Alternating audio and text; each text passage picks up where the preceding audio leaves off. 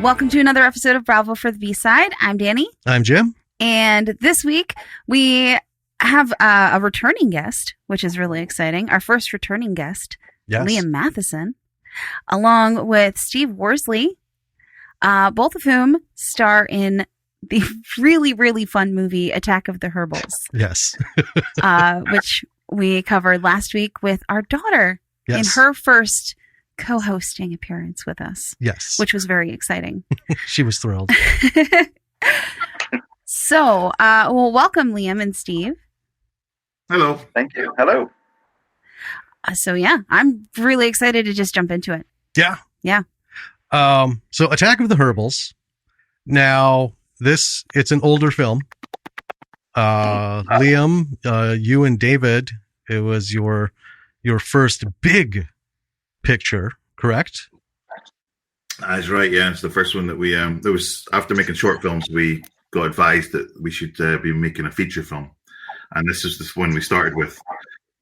We're lucky it's not the one that ended us, so it's good. Well, it's so much fun. And I know the last time you talked with us, we and David, there was the movie wasn't received well because of its humor. It was marketed as a horror comedy, and it's more of a comedy horror. And it's just in that it's more of the comedy side than it is the horror side. And I think when the horror fans went to watch it, what happened was they ended up being like, "Oh, that wasn't horror at all." You know, when you really look at it, there's not that much horror in it. It's there's a little bits of blood here and there, but you don't really see much. But the comedy is, it still cracks me up. I like this film, so. Oh yeah. But yeah, from that point, it wasn't received well because then people watched it and thought it was, like I said in the last one, it was marketed as a cross between Shaun of the Dead and Hot Fuzz, and that bar sets the film way too high for what it is. The tiny budget, so it's that's where it kind of fell down. So. Yeah, I don't know though.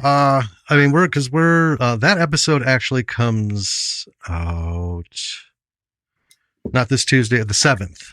So our Herbals episode comes out the 7th. Because we got another interview episode coming out this Tuesday. Mm-hmm.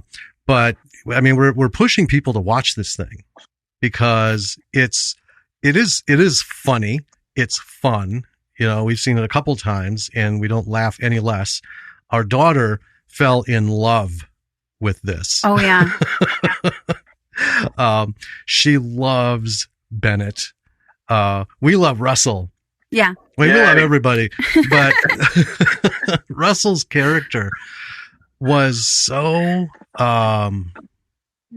innocent, laid back. Gentle idiot, really. Yeah, but he's very wholesome.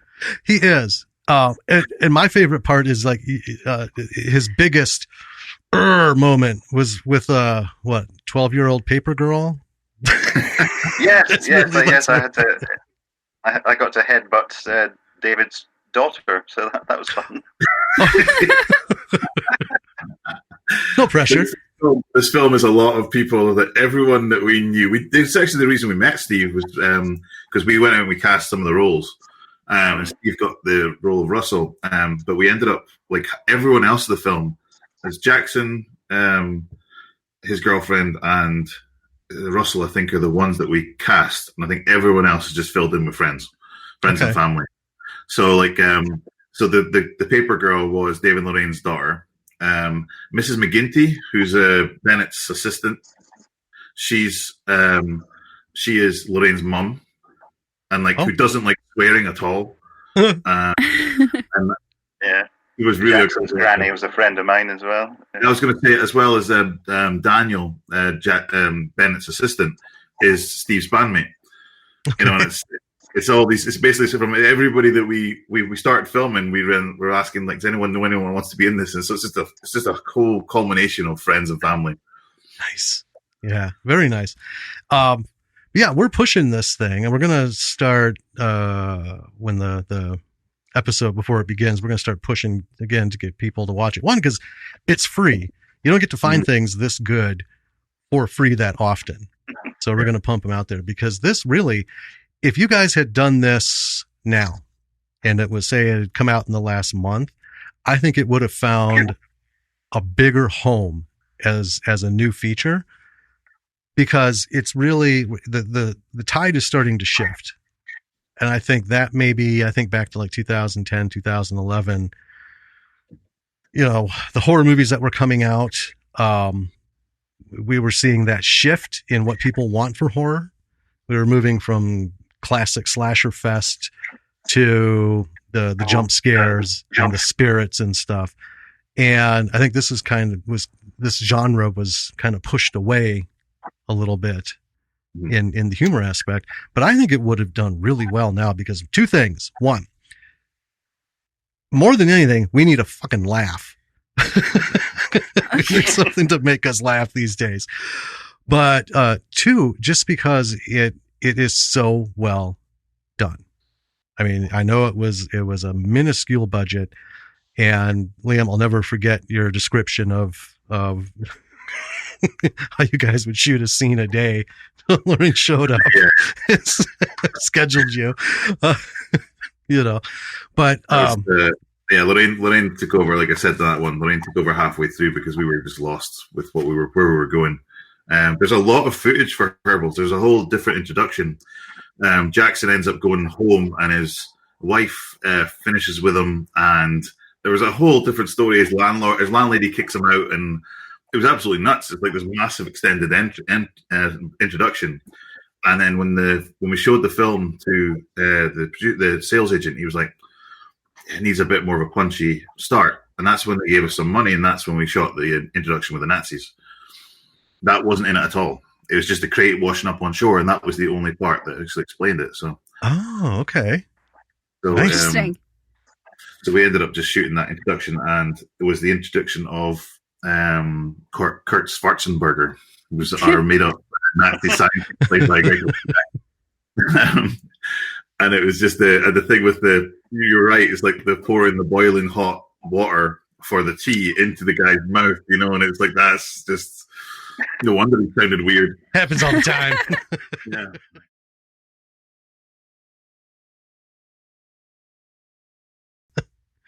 Yeah. Steve, I want to jump to you for a second. Yeah. So Russell was your first bit of acting on camera?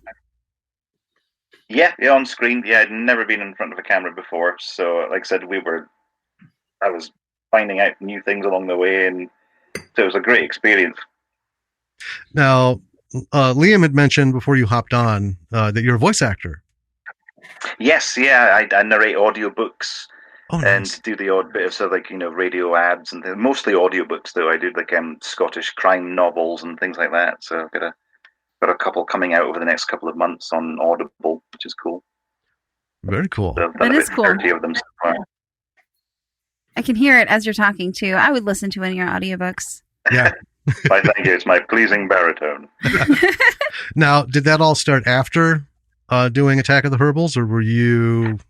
Yes, I think it probably was. I mean, I'd always been involved as an actor in some degree. I mean, living in Aberdeen at the time, there was not a lot of work for actors.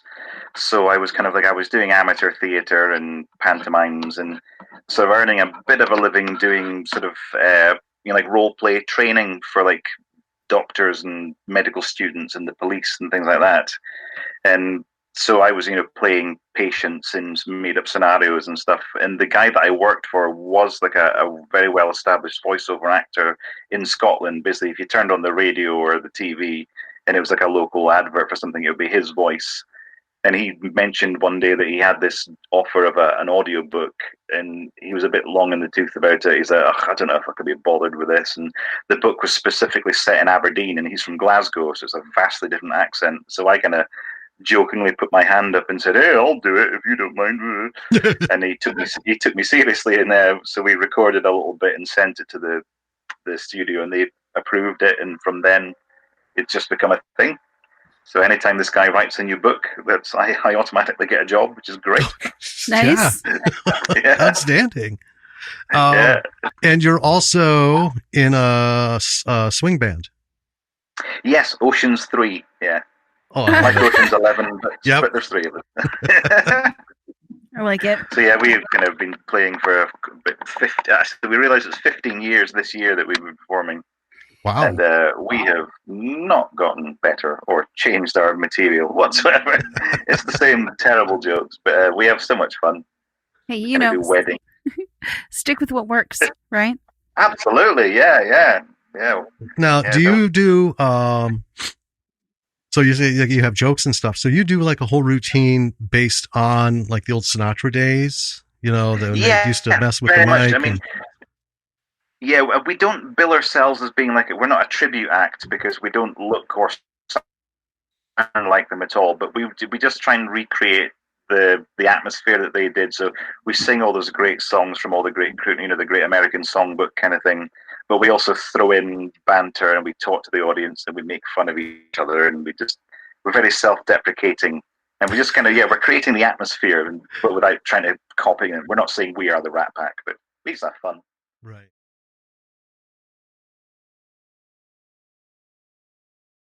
Again, that was February at the beach. Nobody was caring about where I looked. It was just like, get it done. It's cold. But again, the blood. We had a lot of fake blood for that scenes, and we went all out on it. I think Steve, you really got away lightly on that one. It's like I did. I was so lucky. It was awesome. Not a speck of blood on him. It was poor Callum as well. I think it's when you get killed, and his partner was very specific of like, now Callum has got very, very sensitive eyes, so whatever you do, you cannot get any of this fake blood in his eyes. And in the first sequence, splat, face full of blood. It was just awesome. And it's on the end as well. There was the boat. Remember, they were supposed to get into the boat, and he was actually supposed to start the engine, but it wouldn't start. Oh. And the guy was. And that's like Steve made up the spot. Let's use short oars, shall we? That was just made up on the spot because we couldn't get the engine started. Nice. Oh, it's not. Going back, I wanted to make a comment. Adolf, whose surname in the film is never said, but I'm sure it's the name of a German sausage. Right, it's Adolf Frankenfurter. That's his name. The Reverend. He is my primary 7 school teacher, and he's the guy that got me into acting. And he was genuinely the nicest guy I've ever.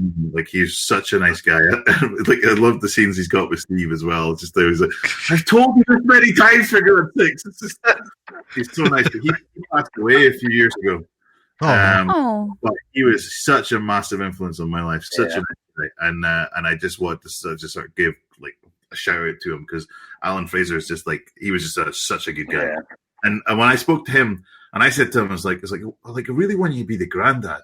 And he's like, okay, I'll have a look. Let me see your script. And he came out and goes, Liam, the amount of swearing in this script, there's. And I was like, okay, I understand. It's like, could you do a German accent? He's like, I give it a try. And that's how he's getting the part.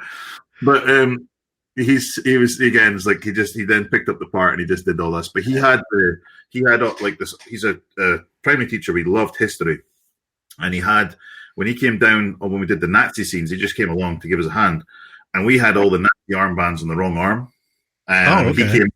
He was just the simple things. We just like they should all be in the other arm, and we just switched it, and it's that little level of extra effort. And he loved Herbals. He promoted it, and they had a couple of meetings and stuff. We went down to Johnshaven, which is the actual Lobster Cove where the Lobster House is, and they asked us to do a screening. So David and I went down. It was like fine. Alan went down as well. He'd taken some beers, and I was like, "Oh, you having a drink?" And he's like, "No, these are for you." And I was like, "Oh man, it's like you don't have to do that."